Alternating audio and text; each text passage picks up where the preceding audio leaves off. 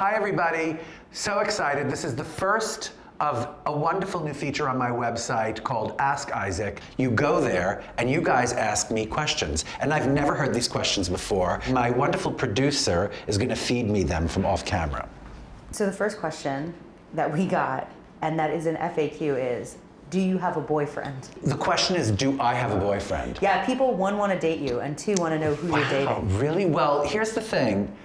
I will answer that question in a two-pronged manner. Yes, I do have a husband, actually, not just a boyfriend, and I love him very much, and it was a very, very long time coming. We met, and then literally 10 years later, we got married. Okay, seriously, and we've been married for like 7 years, so we've known each other for like 18 or 19 years, right? So that's the first prong of the question. The second prong of the question is, I would like to know who wants to date me, okay? Because that's always thrilling. Do you have any advice for people who are looking to meet someone? Here's my advice to you. Forget all about it and then just like sleep with everybody. Those are my two things, right? Forget about meeting like a soulmate or a lover or a recurring boyfriend or girlfriend. Just think about think about the laundry and then just sleep with everybody and it's bound to happen. I'm not kidding, right? If you just sleeping around, I'm for it. Carefully, okay, seriously, carefully. That's kind of how I met my husband. You know, I came to this point, I was 39 years old, and I felt like, okay, that's it. I'm taking the advice of the universe, and I'm never gonna be with anybody, right? Because I was dating and trying, and then I thought, I can't do this anymore. It's making me insane. So I just forgot all about it. It was like a natural occurrence, and then I just started sleeping with everybody, you know? And then I met Arnold. That's how I met Arnold. Walking the dog. Seriously, it was like a whole hookup thing. If you didn't have to have any job at all, what would you spend your time doing? If you didn't have any obligations? If I didn't have any job at all, could I have some money? Mm-hmm. You'd have all the money you want, just no obligations. Well, I would probably spend my life with dogs. I would probably just have like my own shelter. That's what I would do. If I had nothing but time. I would like volunteer at shelters all the day. Seriously. And like have 1 million dogs. I would have like my own shelter at home, like 20 dogs. And the thing is, I want more dogs. We have 2, and somehow like my condo won't allow more than 2 dogs. So I can only have 2. But I want at least 3 or 5 or something. And my dogs are literally, I would say, the center of my life in such a crazy way. Such a crazy way. Like, I will do anything in order for those dogs to be happy and, get treats. Like, literally, before I take off on a plane, I always text my husband, if the plane goes down, promise me that you're gonna give my dogs a lot of chicken off the table. Like, that's the last thing he reads as I take off for a plane. I figure, if I go down, he has to respect my wishes, right? And the thing is, like, those people who don't feed their dogs off the table, here's what I have to say to you, okay? Because that dog, especially my dogs, because they were rescued, all right? And they had like miserable formative experiences on this earth.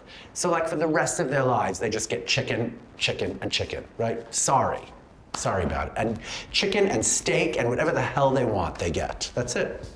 Anyway, so Dean is the older one now. He's about 13 or 14. And Dean is sort of the Benny Benack III of dogs. He's sort of like, like tough and like has a lot of personality. And he's really well endowed. And he is very, very, very loud, like you can't shut him up, right? He barks a lot. And he's kind of a monster. But he's also like my angel. Dean is my angel, right? And then there's Kitty, who is hilarious. Kitty is part border collie and part like butterfly or something. She's so like elegant, and she's so smart. And she came from Puerto Rico about 4 years ago, right? A wonderful shelter called Strays from the Heart, right? And it's this two-pronged thing where they shelter animals in Puerto Rico and then like they kind of, market them in the United States. And if you like them, they'll fly them over. They have like a deal with one of the airlines, I think it's Delta, right? We agreed to foster Kitty. But of course, the minute we met Kitty, we knew that we were never giving Kitty away, right? And she was a part of our family from the second she landed off that plane. And it's so incredible. She's like, originally she was very skittish and terrified of everything. Because if you're a dog and you're a stray in Puerto Rico, you have a shitty life, right? Somehow she came here, and by now she has learned the opposite of what she was taught when she was a baby, right? But it's taken 3 years, right? And she's still a little skittish, but now I feel like she plays skittish. She's not actually skittish. She's like pretending to be skittish in order to get like more treats. Seriously, that's who Kitty is. And she's so beautiful, and she's so funny. And she also doesn't bark, and she's not a monster. So there you go. It is about the bitches, okay? That is what I have learned as a dog owner. The bitches are just better, okay? They are just better behaved, because my first dog was Harry, right? He was a boy dog, right? And Dean is a boy dog, and they're just difficult. They just take forever. They sniff everything, right? You have to pull them down the block half the time. Whereas like the bitches, honey, they just go on the street, they pee, and they want to go right back inside, you know? Thank you. They're just easier. Without Harry, I wouldn't have met my husband. I started walking him a lot, and walking, and that's how I met Arnold, walking Harry, right?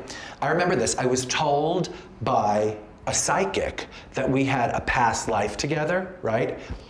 In like a monastery in Spain, we were like nuns together, seriously, in like the 15th century. That's what I was told about me and Harry. We shared this life of celibacy and companionship in a monastery in 15th century Spain.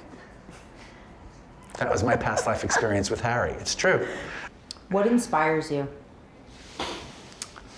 What inspires me? So many things inspire me. People inspire me. Mostly other people inspire me. You know who really inspires me is RuPaul. RuPaul inspires me. Like I watch that show, and I'm always constantly like throwing kisses at the screen because it's so inspiring. And he is just a very inspiring individual because he's like the essence of like, you know, this kind of artist that retrains us to like something. You know, he like created the culture, he created the taste by which we appreciate him. Do you know? And also he's been persistent. He's not an overnight sensation, and that's really inspiring to me and to many, many others, I think. If you could play any character in a musical, a play, a film, what would you want to play? Really? If I could play any character in any musical, I think it would probably be like Mama Rose. I'm not kidding. I would love to play that part. That's such a great part. And it would be great to have a guy play it, wouldn't it? And I wouldn't be Papa Rose, I would be Mama Rose. Mm-hmm. I could do that. Would you do it in drag or just as yourself? If we decided that I was going to go down the drag thing, I would totally do it. You know? Yes. But in like kabuki makeup, it would be fabulous. Mama Rose in kabuki. Have you ever done drag? I've never done drag, no. How about that? I've literally never done drag. The closest thing I've ever had to wearing a skirt was a kilt that I had made in Scotland. That's the closest thing. When's the last time you really belly laughed?